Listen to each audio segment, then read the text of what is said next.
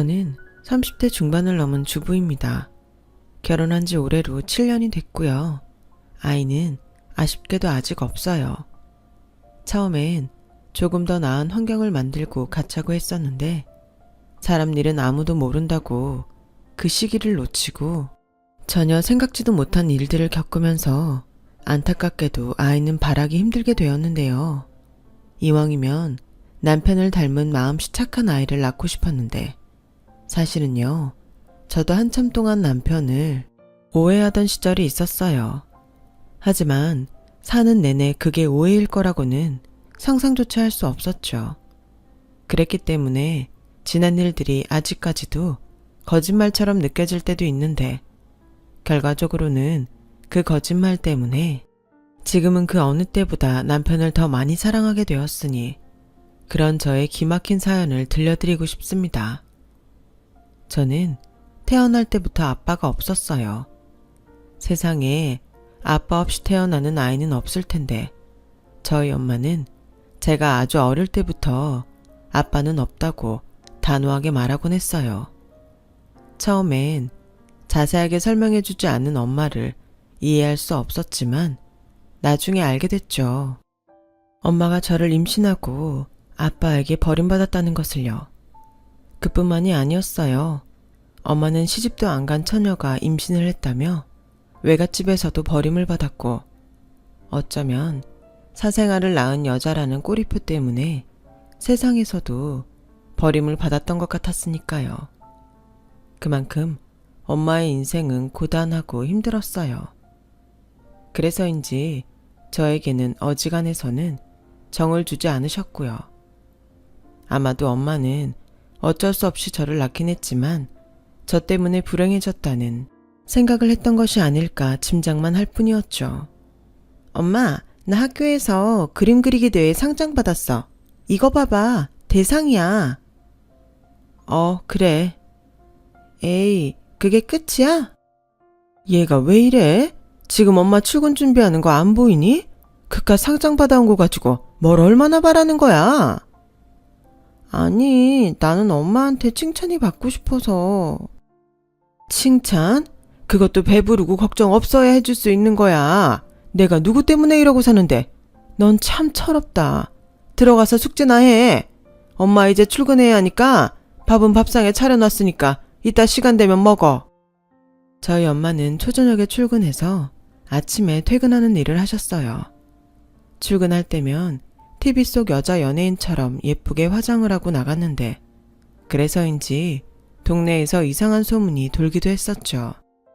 니네 엄마 술집 나간다며? 누가 그래? 우리 엄마 음식점에서 일하거든? 에이, 거짓말. 우리 엄마랑 옆집 지숙이네 엄마가 하는 말 내가 다 들었거든? 아니야. 우리 엄마 음식점에서 일해. 그리고 원래 니네 엄마 동네에서 헛소문 퍼뜨리는 걸로 유명하잖아. 뭐야? 너 지금 우리 엄마 욕했어? 너 내 손에 죽어볼래? 그래, 할 수 있으면 어디 해봐. 그리고 네가 먼저 우리 엄마 욕했잖아. 네가 봤어? 니네 엄마가 봤대? 그날 저는 같은 반 친구 영지와 머리채를 잡고 싸웠어요. 그리고 그 싸움은 곧 저희 엄마와 영지 엄마의 싸움이 되었고 그 일로 저희 엄마와 저는 동네를 이사 나갈 수밖에 없었는데요. 엄마, 미안해. 내가 참았어야 했는데. 참긴 뭘 참아. 너랑 나랑은 평생 참고만 살라던? 잘했어. 원래 그렇게 사람 만만하게 보고 헛소리하는 것들은 한 번씩 밟아줘야 해. 그러니까 괜한 사과하지 마. 너 잘못한 거 하나도 없으니까 기죽을 것도 없어. 알겠어? 엄마는 분명히 말했다. 너 진짜 잘했어. 잘했어. 참 이상하죠. 누구나 잘했다고 칭찬해주던 상장을 받아왔을 때도 엄마는 칭찬을 해주지 않으셨는데 그날은 평생 들을 칭찬을 해주셨어요. 그리고 저 몰래 눈물을 훔치셨는데 그때 제 나이가 12살이었네요. 세상 물정을 아주 모른다고는 할 수 없는 나이였는데 저는 그날 이후 조용히 사는 방법을 터득했어요. 그렇게 말도 표현도 잘하지 않는 아이가 돼버렸죠. 그리고 그런 생활도 익숙해질 즈음 마른 하늘의 날벼락처럼 엄마의 암 진단 소식을 듣게 됐어요. 그것도 절망스러운 사기였는데 엄마는 담도암이라는, 그때는 들어도 생소한 그런 암에 걸렸다고 했어요.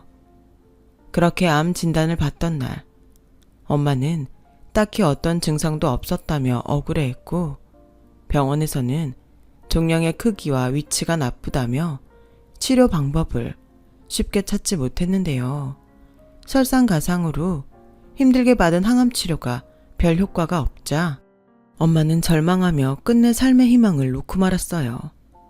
결국 엄마는 제대로 손도 써보지 못하고 눈을 감으셨고 저 또한 슬펐지만 평소 엄마의 마지막이 가까워지고 있음을 받아들이고 있었어요.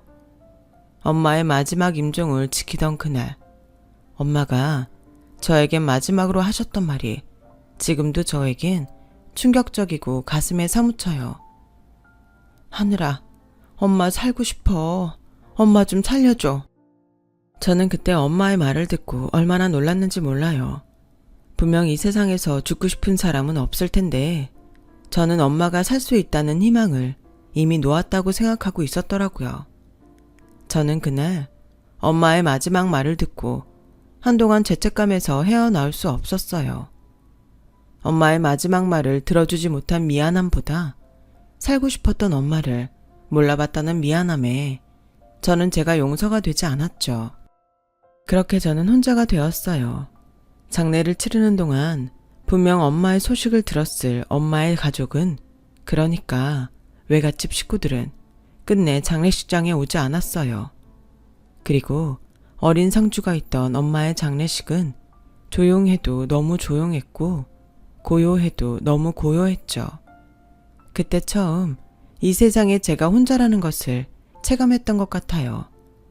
학교 선생님은 제가 원하면 시설에서 보호를 받을 수 있다고 하셨지만 이상하게 그곳엔 가기 싫었고 엄마가 모아놓은 돈을 아껴가며 그리고 아르바이트를 하며 저는 혼자 어른이 되었는데요. 그렇기 때문에 저는 어릴 때 안 해본 일이 없을 정도였어요. 주유소 아르바이트를 시작으로 결혼식 하객 아르바이트까지 그 종류도 다양했죠. 그러다 난생 처음으로 취직이라는 것을 하면서 남편을 만났어요. 남편은 원래 정이 많은 사람으로 사무실에서 유명했는데 불쌍한 사람도 못 보지만 불쌍한 동물도 그냥 지나칠 수 없는 사람이라 떠돌이 개들에게도 일부러 애견 간식을 사서 줄 정도라고 하더라고요. 그런 남편은 제가 첫 출근을 하던 날부터 이상하리만큼 저를 챙기더군요. 처음엔 그저 그런 남편이 고맙고 좋기만 하다가 나중에 남편이 측은지심이 강하다는 걸 알고 얼마나 기분이 나빴는지 몰라요. 제 어디가 그렇게 불쌍해 보여 나에게 측은지심을 베풀었나? 거울을 보고 또 보곤 했었죠. 그런데 이 눈치 없는 남자는 저에게 커피 한 잔을 건네며 이런 말을 했었는데요. 하늘씨, 이번 명절에 뭐해요? 왜요? 저 같은 사람은 명절에 외로울까 봐요? 네? 하늘씨 같은 사람은 어떤 사람인데요? 저는 그냥 명절 연휴에 시간 있으면 영화 보자는 거였는데. 영화요? 제가 왜 대리님이랑 영화를 봐요? 미리 말하겠지만 전 쓸데없는 동정 딱 싫어합니다. 동정이라뇨? 누가 그래요?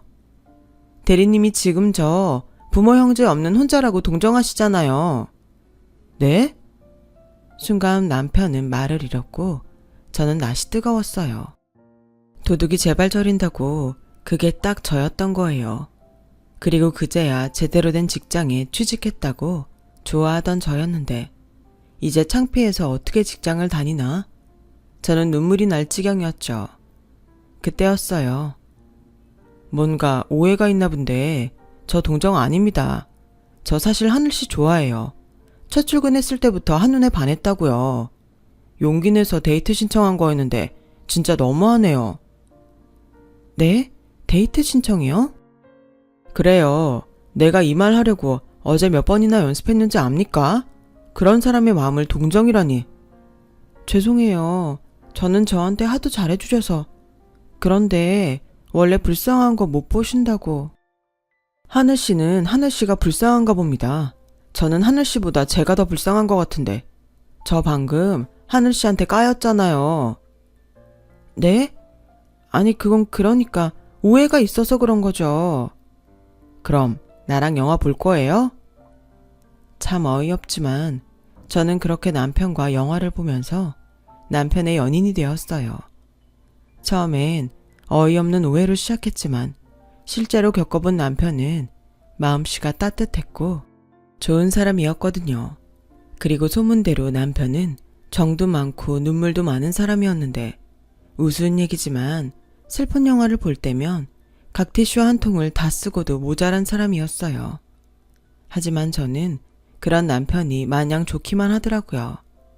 제가 겪어본 남편은 저의 사정을 알고도 변하기는커녕 저보다 펑펑 울며 저를 안쓰러워했고 그래서 저에게 가족이 되어주고 싶다는 말을 자주 했었는데 그런 말의 효과인지 저는 어느새 결혼은 당연히 남편과 할 거라고 생각하게 되었어요.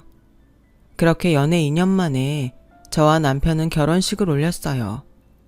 다행히 걱정과 달리 시댁 식구들은 제 사정을 알고도 저를 기꺼이 한 가족으로 환영해 주셨어요. 특히 남편과 나이 터울이 많이 나는 시누이가 저를 정말 많이 따랐어요. 마치 남이 보면 제 친동생인 줄 알 정도로 저를 정말 많이 좋아했거든요. 저 역시도 어릴 때 동생이 있었으면 하고 바랬기에 시누이를 친동생처럼 아끼고 사랑했죠. 그렇게 저는 든든한 가족이 생겨 하루하루가 행복하기만 했었는데요. 6개월 정도가 지났을 무렵 저와 결혼 후 저를 꼭 행복하게 해주겠다며 강한 책임감을 보이던 남편이 학교 선배의 도움으로 더 큰 회사로 이직을 하게 되었어요. 남편은 연봉도 훨씬 높은 회사라며 이제 우리는 더 행복할 일만 남았다고 그때 당시 참 좋아했어요. 그게 결과적으로는 저희 부부에겐 독이 되고 말았죠. 남편은 이직 후 이상하리만큼 돈에 집착하기 시작했거든요. 그리고 행복은커녕 점점 다투는 일이 많아졌는데요. 그 역시도 결국엔 돈 때문이었어요. 자기야, 자기 지금 쉬는 날 없이 6개월 넘게 일하고 있는 거 알아? 설마 내가 모르는 빚이라도 있어? 그래서 그렇게 못 쉬고 종일 일만 하는 거야? 아니, 그게 무슨 말이야. 빚이 있냐니. 그럼 왜 그렇게 쉬지 않고 일만 해? 우리 제대로 같이 있어 본 지가 언제였는지 알기나 해? 꼭 쉬어야 같이 있는 거야. 지금도 이렇게 같이 있잖아. 그리고 전 회사보다 여기가 야근 수당에 특근 수당까지 다 나오는데 그럼 그 돈을 안 벌어? 아니, 지금 돈 때문에 그런다는 거야? 그럼 나는 자기 요즘 피곤하다고 잠자리도 피하고 이러라고 결혼했어? 우리는 언제 애기 가져? 자기야, 우리 아직 젊잖아. 뭐가 그렇게 급해? 그리고 애기 낳으려면 지금 환경보다는 조금 더 나은 환경이 좋잖아. 내가 지금 나 혼자 좋다고 그래? 이게 다 자기랑 미래의 우리 애기랑 행복하려고 그러는 건데 자기는 그것도 이해 못 해주냐? 나 좀 서운하려고 그런다. 아니, 꼭 그렇게까지 해야 하는 건 아니라는 말이잖아. 조금 더 나은 환경이라는 게 끝이 있어. 자기야, 그러지 말고 우리 딱 5년만 더 벌고 애기 갖자. 애기 키우려면 제대로 된 아파트 한 채는 있어야지. 안 그래? 내가 약속했지? 난 자기 꼭 행복하게 해줄 거라고. 나 그 약속 꼭 지키고 싶어서 그래. 원래 남자들은 결혼을 하면 책임감이 커지는 건가요? 워낙 혼자였던 저는 누구보다 아이 욕심이 많았는데 5년이나 미루자는 남편의 말에 남편의 마음을 알면서도 토라지고 말았어요. 맞아요. 누군가는 남편이 가족을 위해 노력하는 건데 그것도 이해 못하냐고 저를 타박할 수도 있을 거예요. 하지만 남편은 예전과 다르게 제 마음은 안중에 없었어요. 나중에 행복하려면 무조건 돈이 많아야 한다는 생각에서 벗어나지 못하더군요. 아무리 깊은 사랑이라도 저는 그런 남편이 점점 버겁기만 했어요. 그리고 저는 저대로 제 마음도 몰라주는 남편에 대한 서운함이 커져갔는데요. 서운한 마음이 커질수록 사실은 남편의 마음이 변한 것이 아닐까 하는 생각을 하게 됐고 그런 못난 생각을 하면 할수록 저희 부부는 멀어져 갔어요. 그렇게 틈이 생겨난 저희 부부는 서로 서운한 감정의 골만 깊어져 같이 있는 것이 혼자 있는 것보다 불편한 사이가 되어갔어요. 더 많이 함께하고 행복하자고 한 결혼인데 저는 또다시 세상에 혼자 던져진 것처럼 외로웠고 그렇게 홀로 견디며 남편이 말한 5년이 흘렀어요. 하지만 5년 뒤 아이를 갖자는 남편은 그때도 만족할 수 없었는지 아이를 갖는 것을 피하더군요. 저는 그런 남편과 사는 것에 점점 한계를 느꼈는데요. 제가 이혼하지 못했던 가장 큰 이유는 바로 저를 따뜻하게 품어줬던 시댁 식구들 때문이었어요. 얘 아가 얼굴빛이 왜 그러니? 간밤에도 잠을 설쳤어? 아휴, 내가 너한테 뭘 묻니? 보나마나 또 내 아들 때문일 텐데. 걔는 갑자기 무슨 돈독이 올랐다고 허구한 날 널 이렇게 힘들게 하는지. 내가 더는 보기 미안해서 안 되겠다. 오늘 당장이라도 내가 네 시아버지한테 말해서 그놈 따끔하게 홍구멍을 내라고 할게. 어머니, 저 괜찮아요. 그리고 그렇게 혼낸다고 달라질 사람도 아니잖아요. 달라질 것 같았으면 예전에 그렇게 혼내셨을 때 달라졌겠죠. 아, 정말 내 속으로 나왔지만 나도 그 속을 모르겠다.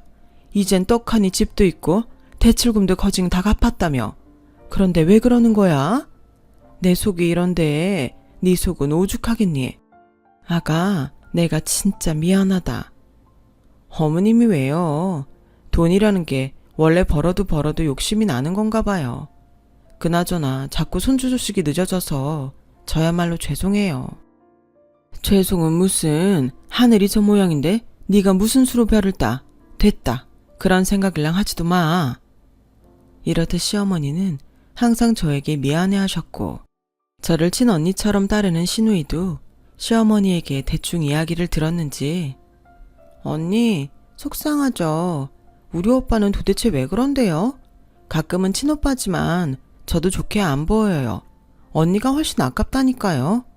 그렇게 번다고 무슨 재벌이라도 되는 것도 아니면서. 언니, 그러지 말고 오늘은 저랑 치맥하면서 오빠 욕 실컷 해요. 저 오늘 알바비 받았거든요. 제가 언니가 좋아하는 숯불 양념치킨 쏠게요. 라며 제 편을 들어주는데 어쩌면 이런 시댁 식구들이 없었다면 저는 진작에 남편과 갈라섰을지도 모르겠어요. 그러던 어느 날 시아버님에게 단단히 혼이 났는지 시댁에 들렀다 온 남편은 술에 잔뜩 취해서 집에 들어왔고 저를 원망하듯 쳐다보며 역시나 자기 마음도 몰라준다며 원망의 말을 쏟아내기 시작했는데요. 자기가 그러고도 내 와이프냐? 남편 속도 모르고 시댁 식구들이랑 짝짝꿍하니까 좋아? 왜? 내 식구들이 이젠 자기 식구들 같은가 보지? 뭐라고? 지금 술 취했다고 막말하는 거야? 그래, 술 취한 김에 말 좀 하자. 너도 나랑 살기 싫지? 나도 그래. 그때 내가 뭐에 쉬어도 단단히 쉬었지. 고아가 뭐가 좋다고. 나 회사에 소개해준 선배 알지? 선배네 처가는 이번에 와이프 명의로 아파트를 사줬다고 하더라. 난 평생 살아도 그럴 처가복은 없는데 내가 자선사업가도 아니고 미쳤나봐. 아파트 사줄 처가도 없는 너랑 결혼을 하고. 지금 말 다 했어? 나 좋다고 먼저 말한 사람이 누군데 이제 와서 내 탓을 해? 그러니까 짜증난다고. 내가 왜 그랬을까? 할 수만 있다면 시간을 되돌리고 싶어. 너 같은 거 쳐다도 안 보게. 저는 충격을 받고 말았어요. 남편이 돈에 집착하고 조금만 더 욕심을 낸다고 생각했지 저에 대한 마음이 떠나서 저런다고는 생각하지 못했거든요. 다음날 남편은 간밤에 무슨 말을 했는지 아는 듯 아무 말도 하지 않았고 술 때문인지 머리가 아프다며 머리를 감싸 안았는데 그때는 전날의 충격과 남편에 대한 배신감으로 그러거나 말거나 저는 남편에게 시선조차 주지 않았어요. 그리고 모르면 몰랐지 모든 것을 안 이상 저는 이혼은 불가피하다고 생각했죠. 그렇게 하루하루 이혼에 대해 알아보는 중 정말 기가 막힌 사진과 메시지를 보고 말았네요. 매일 야근에 주말이면 출근하던 남편이 그날은 무슨 일인지 저보다도 일찍 집에 와 있었고 감기라도 걸린 건지 약을 먹고 자는 것처럼 보였는데 그때 남편의 핸드폰이 울렸어요. 평소 저희 부부는 서로 핸드폰이나 노트북은 보지 않았던지라 처음엔 알아서 일어나서 봤겠지 했는데 남편은 일어나지 않고 전화는 계속 걸려오니 안 되겠다 싶었고 상황이라도 상대에게 이야기해야겠다는 생각에 전화를 받았는데 자기야, 왜 이렇게 전화를 늦게 받아? 우리 아빠가 자기 한번 보고 싶대. 이번 주말에는 오피스텔 말고 우리 데이트하고 밖에서 아빠랑 근사한 저녁 먹자. 누구시죠? 전화 잘못 거신 것 같은데요. 저는 최대한 침착하게 말을 했어요. 하지만 상대는 제 목소리를 듣고 전화를 끊어버렸고 순간 이상한 예감에 평소에는 보지 않던 남편의 사진과 카톡 메시지를 확인하는데 저는 그만 짐을 싸고 말았네요.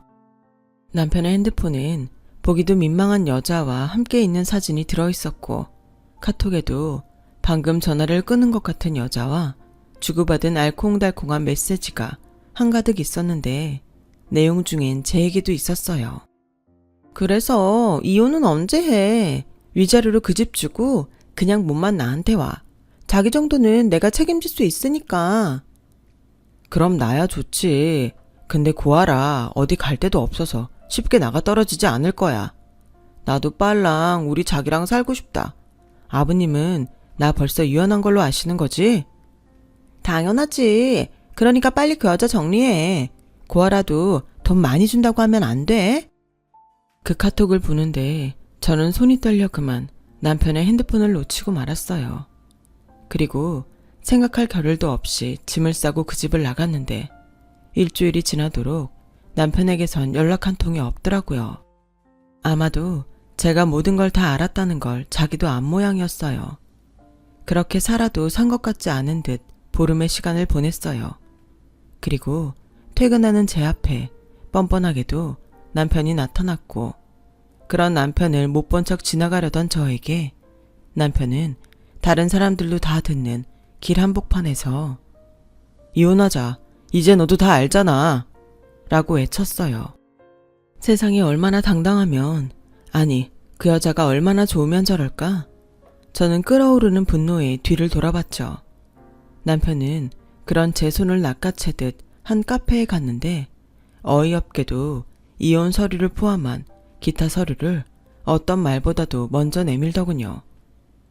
열어봐. 싫어. 보나마나 이혼 서류일 거잖아.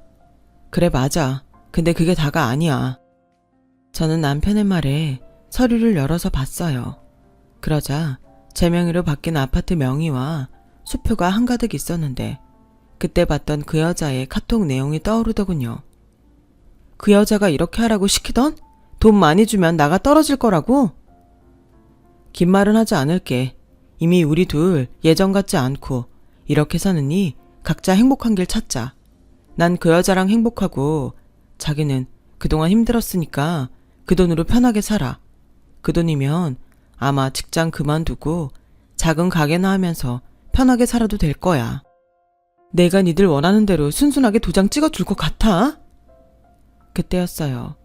남편은 사람이 많이 보는데도 제 앞에서 무릎을 꿇었고 그러면서 어이없게 저에게 빌기 시작했는데요. 그 여자 내가 사랑하는 사람이고 내 아이를 가졌어.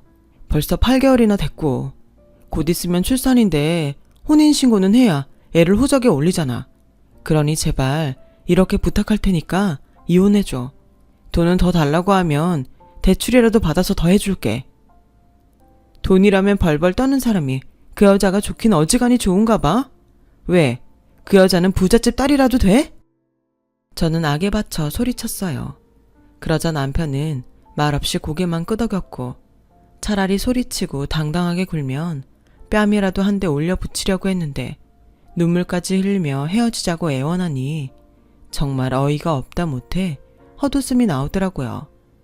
바람핀 것도 모자라 제가 그토록 원하던 아이까지 다른 여자와 가진 남자를 저는 바보 멍청이처럼 기다리고 또 기다렸다니 억울하다 못해 하늘이 무너지는 것 같았어요. 그리고 이젠 제가 먼저 모든 걸 끝내고 싶은 생각이 들었는데 이혼 안 해준다고 버틴들 그게 다 무슨 소용인가 싶더라고요. 그래서 남편이 준다는 걸 모두 받고 이혼하자고 했어요. 아무리 갈 곳이 없다고 해도 마음 떠난 남자한테 구질구질한 모습은 보이고 싶지 않았어요.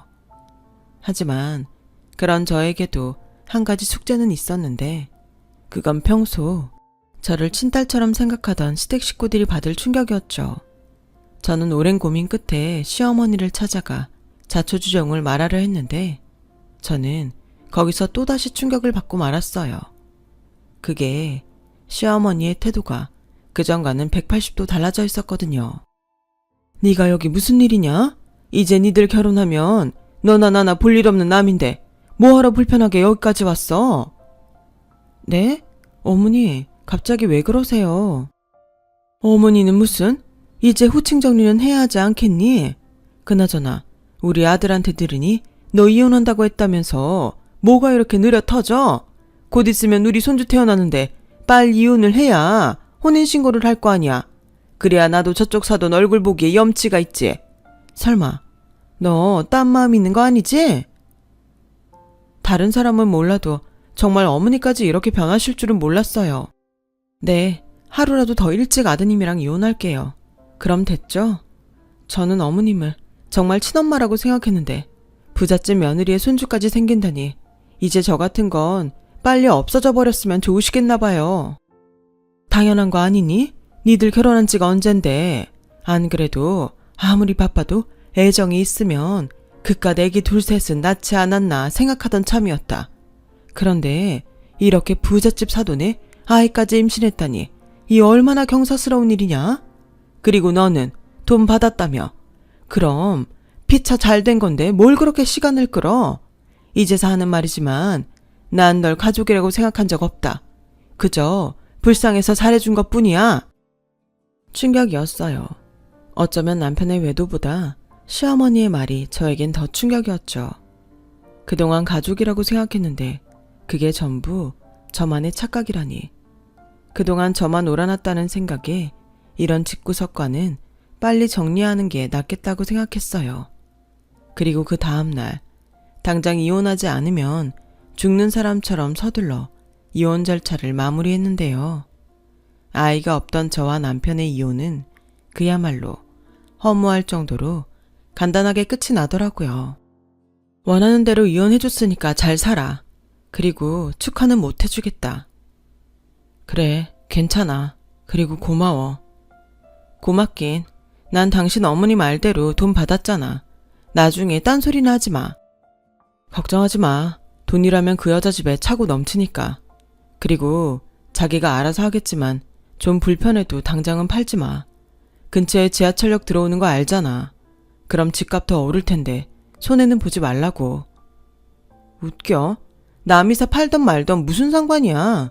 그리고 똑똑히 전해. 내가 상간녀 소송하지 않은 걸 고맙게 생각하라고. 그래. 그래서 내가 아파트랑 내 전 재산 자기한테 줬잖아. 아무튼 건강 잘 챙겨. 그리고 끝까지 책임지지 못해서 미안해. 지랄하네. 미안한 사람이 바람피고 밖에서 애까지 갔냐? 그리고 자기라고 하지 마. 소름 끼치니까. 저는 그렇게 말하고 법원에서 남편과 헤어졌어요. 남편은 이미 자기 짐을 다 싸고 나가서 집엔 남편의 흔적은 찾아볼 수 없었는데 그제야 다시 혼자가 됐다는 절망감에 참았던 눈물이 쏟아지더라고요. 그리고 얼마나 울었는지 정신을 차려보니 캄캄한 밤이 되었고 저는 이혼 후유증으로 회사도 나갈 수 없어 팀장님의 도움으로 일주일 병가를 했는데 그렇게 쉬기를 5일이 넘어갈 즈음 새벽에 시누이에게 전화가 걸려왔어요. 당연히 남편 식구들에겐 오만 정이 떨어져 받지 않으려 했는데 참 창피하게도 시누이에게라도 분풀이를 하고 싶다는 못난 생각이 들더군요. 그래서 서둘러 전화를 받았어요. 그리고 쏘아붙이며 여보세요? 라고 말을 시작했죠. 언니, 잘 지내요? 왜요? 이혼하고 지질이 궁상 떨고 있는 거 확인하고 싶어서 전화했어요? 아니요. 그냥 저는 언니가 걱정돼서. 지금 병 주고 약 줘요? 왜요? 부자 옳게 생기니까 괜히 나한테 미안해요? 아니에요, 그런 거. 저는 정말 언니를 친언니처럼 생각했어요. 이 말은 꼭 하고 싶어서 전화한 건데. 언니, 정말 미안해요. 저는 끝까지 반대했는데 상황이 이렇게 흘러버려서 말릴 수가 없었어요. 됐어요. 이제 와서 아가씨한테 그런 말 듣고 싶지 않네요. 이만 불편하니까 전화 끊을게요. 네, 언니. 건강하세요. 그리고 꼭 잘 살아야 해요. 많이 보고 싶을 거예요. 이건 진짜 진심이에요. 신우이는 거의 울먹이며 전화를 끊었어요. 순간 마음이 너무 불편하고 이상했지만 어쩌겠어요. 이젠 정말로 남인 것을요. 그리고 그들에게 복수하는 마음으로 보란듯이 더 잘 살고 행복해지자고 다짐했는데 마음 먹는 것이 반이라고 그렇게 저는 조금씩 일상으로 돌아갈 수 있었어요. 그렇게 이혼하고 반년이 흘렀어요. 저는 일부러 회사 동료나 친구들에게도 이혼했다고 움츠린 모습을 보이지 않았고 언제나 당당하고 활기찬 모습으로 더 나은 삶을 위해 노력하며 살았는데요. 그러다 저의 절친한 친구 중 한 명인 미정이에게 전화가 걸려왔어요. 미정이는 저와 비슷한 시기에 의사 남편과 결혼해 아이도 낳고 행복하게 살고 있었는데 자기만 행복한 것 같아 저에게 미안하다고 말하던 친구였어요. 하늘아, 잘 지내고 있지?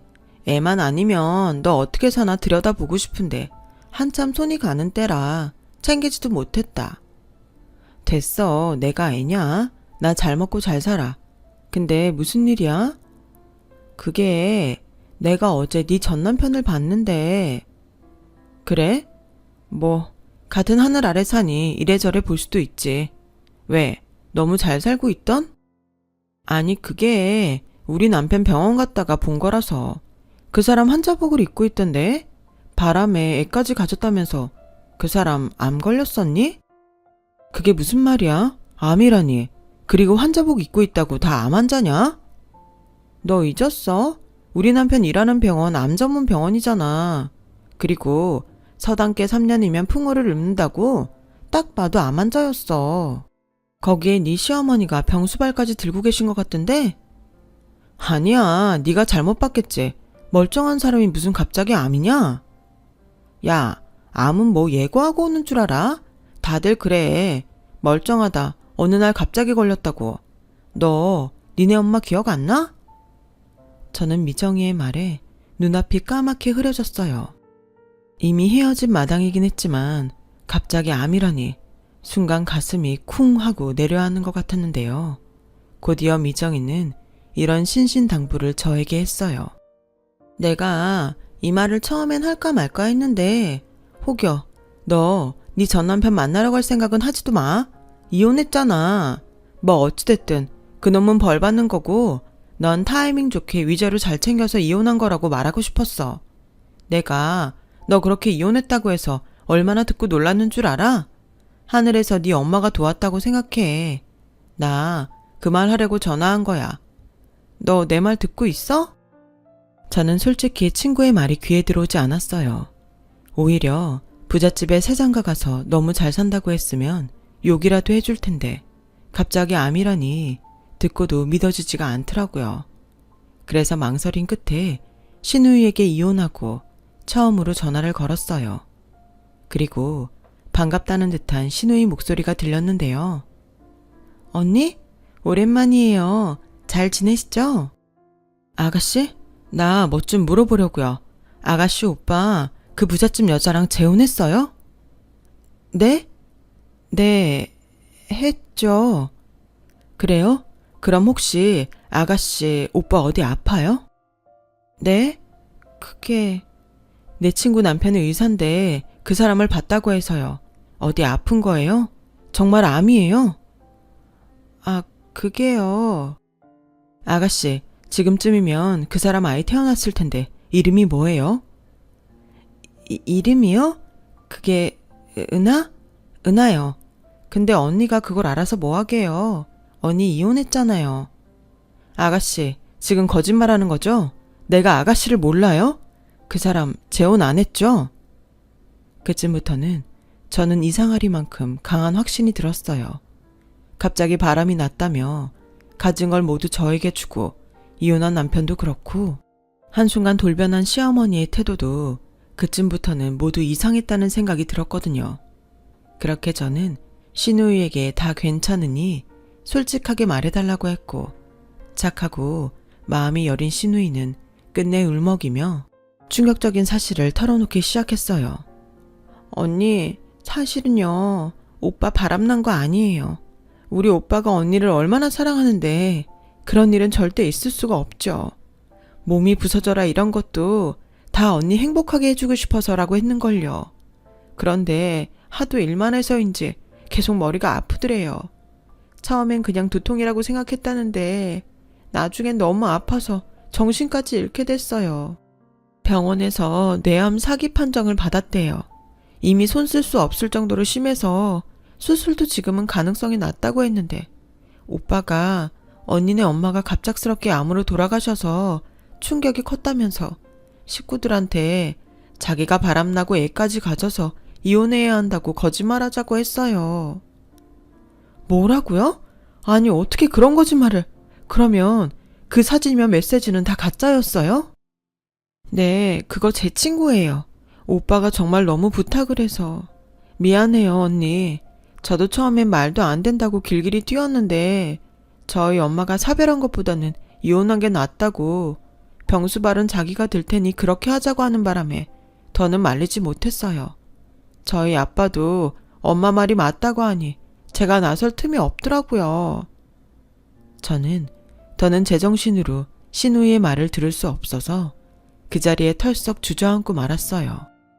얼마나 미워하고 원망했던 남편과 시어머니였는데 저런 그런 줄도 모르고 저만 잘 살면 된다고 생각했다니 제 자신이 한심해서 도저히 가만히 있을 수가 없더라고요. 그래서 근무 시간임에도 불구하고 저는 친구 남편이 일하는 병원으로 택시를 잡아 타고 갔어요. 그리고 제 눈으로 6개월 새에 꼴이 말이 아닌 남편을 보고 말았는데요.